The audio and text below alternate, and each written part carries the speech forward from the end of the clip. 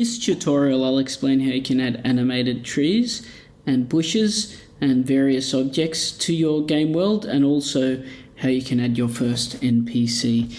Now you'll remember that if you hold down Control and use the left button of your touchpad and go up and down, you can zoom in and out of your world, so we can see our whole world now. And maybe we can find a specific location where we might like to add some objects. Then we can double click that location and you can see environment, and we can select different types. Let's select animated tree 1 there. Okay, there it is. And maybe it's not in an ideal position, so we can select this rect tool and just move it around a little bit, as we did with the roof and the door of the house. And if we click it and we press Command D, we can actually just duplicate it as well. And now we've got 2 trees. Press Command D once again, but we want to shuffle the sizes around a bit so each tree looks a bit unique. So using the rect tool, just change the sizes a little bit. So that's the first tree option we've got.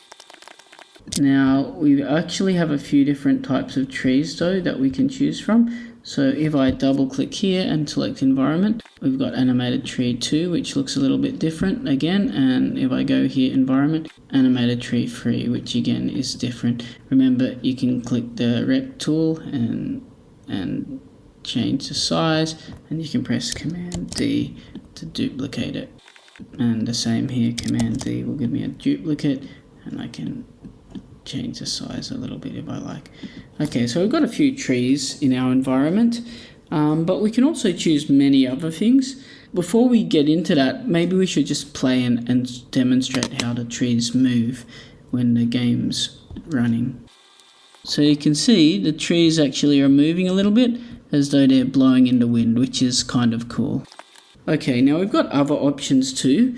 If we double click once again, we've got decorations. We've got different types of bushes, bush 0, decorations, bush 1.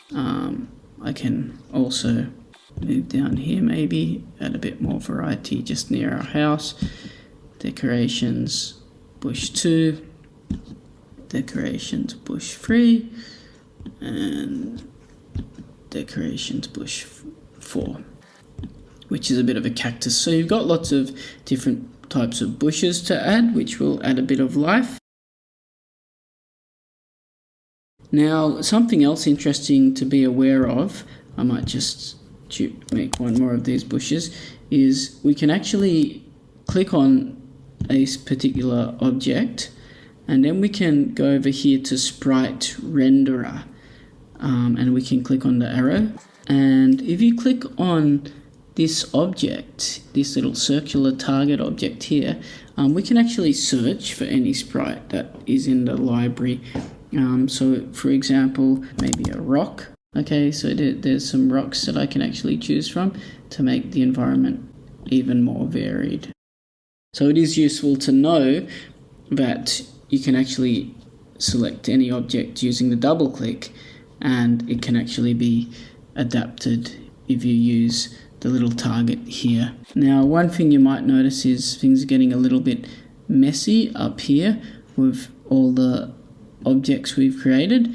So it's probably a good idea just to reorganize everything and drop them back into the world down here where they belong, just to stay on top of things. The animated trees actually are automatically organized into parents over here, but the bushes actually aren't, so I've just dropped them into the world to keep them ordered. Okay, and finally we can add our first non-player character. Now, it probably makes sense for the NPC to be somewhere near where our player character's starting, so we can put a person just over here. And to get our NPC is much the same. We just double click and we go down here, prefabs, and add NPC here. And there is our NPC.